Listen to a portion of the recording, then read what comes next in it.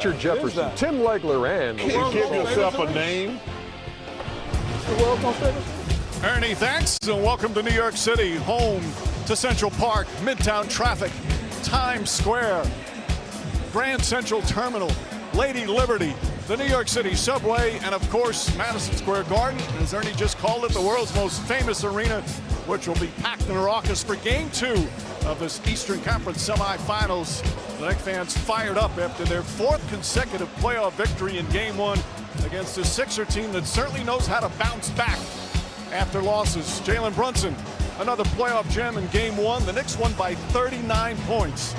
They'll go up against Tyrese Maxey and the Sixers. They had a rough Game 1, but Maxey has had some magic here at MSG. That is real. As we welcome you to NBA Courtside, presented by Michelob Ultra. Down to 8 teams in these NBA playoffs. The Thunder, the T-Wolves, the Pistons, and the Knicks all winning Game 1. This is the first Game 2 of the second round. Of course, the Knicks dominated Game 1. Sixers ready to bounce back, but then some big injury news regarding Joel Embiid. With more on that, let's check in for the first time with Lisa Salters. Hey, Lisa. Hey, Mike. Well, Joel Embiid was ruled out for this game after shoot-around this morning because of both hip and ankle injuries. According to the 76ers, Embiid woke up with increased pain in his right ankle, an injury he sustained in Game 1 of this series, and increased pain in his right hip, which we were told is an issue that started in the last round and has just been lingering ever since then. Now, Embiid didn't participate in shoot-around this morning. He spent that time on the training table, and it was after treatment that the medical staff decided to rule him out for this game. Now, we did ask Nick Nurse about Embiid's status for Game 3, and Nurse said he didn't know. Right now, he said Joel Embiid is considered day-to-day. Mike? All right, Lisa, thanks. And obviously, huge news there as I'm joined now by Richard Jefferson and Tim Legler. All right, Legs, how does this change the game plan for the Sixers? Starts with Tyrese Maxey. You're talking about one of the most explosive scoring forces in this league. The combination of downhill speed with unlimited shooting range means this is a guy that is very difficult to contain. He knows he is capable of being the best player on the floor, and if that's the case, the Sixers can get out of here even up at 1-1. He wasn't at his best in Game 1, but that's mostly in part to the Sixers not being their best. You see those numbers right there along with the rookie VJ Edgecombe. Tyrese Maxey has had big moments in this building. He's going to need another one tonight. All right, so the Sixers play differently without Embiid. So how does that affect the Knicks, Richard? Well, if you're the Knicks, you do not change a thing. They've been playing outstanding basketball over this stretch. But it all starts with their two best players. I love Karl Anthony Towns being more of a shot creator. You see here getting an easy bucket here for Jalen Brunson. That's been so impressive. But the thing that's really set them apart has been their outstanding defense. When role players are able to get easy buckets in transition, like OG Anunoby, like Mikal Bridges, it makes things so much more simple for these players. It opens up the basket in different ways. And when your role players are getting easy buckets, it opens up the rest of the game. And that's why the Knicks in Game 1 had their largest playoff win in franchise history.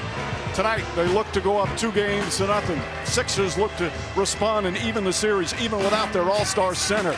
Game 2's coming up. You've been watching NBA Courtside, presented by Michelob Ultra. NBA Courtside is presented by Michelob Ultra Zero. Zero alcohol, just 29 calories.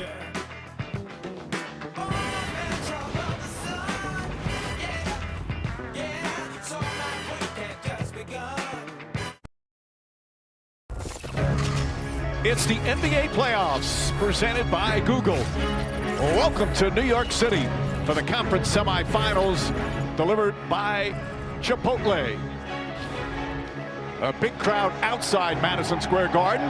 A bigger crowd will be inside for Game 2. Both the Knicks and Sixers had first round high anxiety, but both teams showed their resiliency and fought back. Knicks trailed the Hawks 2-1, and there was panic in New York City. But then 3 consecutive dominant wins showed their mettle and reignited hope. Sixers went down 3-1 to the Celtics and were all but counted out. Then 3 straight gritty victories, including a Game 7 win in Boston, and it was on to the conference semifinals. A blowout in Game 1 for New York. Now tonight, Game 2, round 2. New York, Philadelphia, once again. The NBA Conference semifinals on ESPN are delivered by Chipotle. Real ingredients, real flavor. Chipotle, for real. And in part by Google.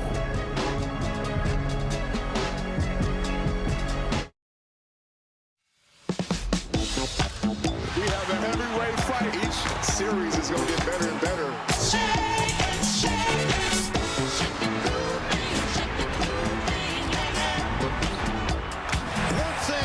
Got it.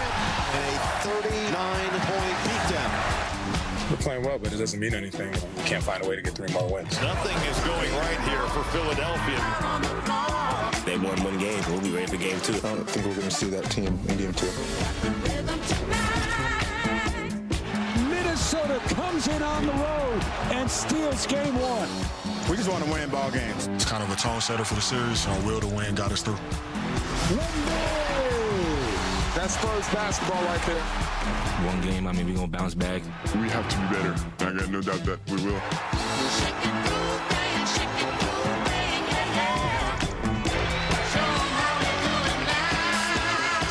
Here in New York, Knicks fever is alive once again, especially the way the Knicks have played in the past week against Atlanta. And in game 1 of this series, that's outside of Madison Square Garden. They're packing them in.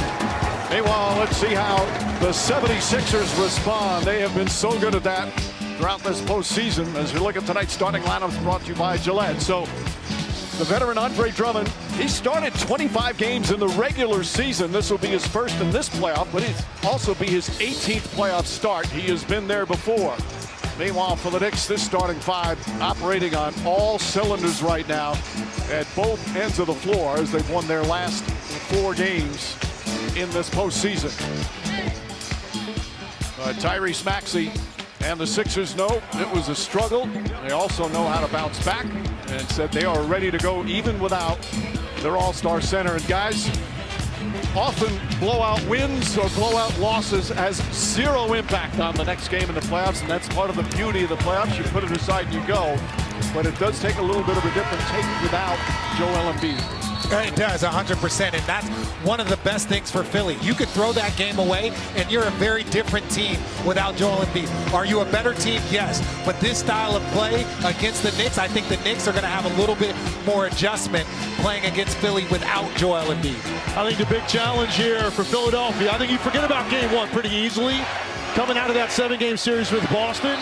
But this is the question. Can they slow down this Knick offense? That's going to be the question, because right now, New York playing as well as anybody in this league. Maybe Philly's best defense will be their offense and pace tonight, led by Tyrese Maxey. And again, not to give the Sixers excuses, but they were coming off that emotional victory in Game 7 in Boston against the Celtics, flew right to New York and had to play.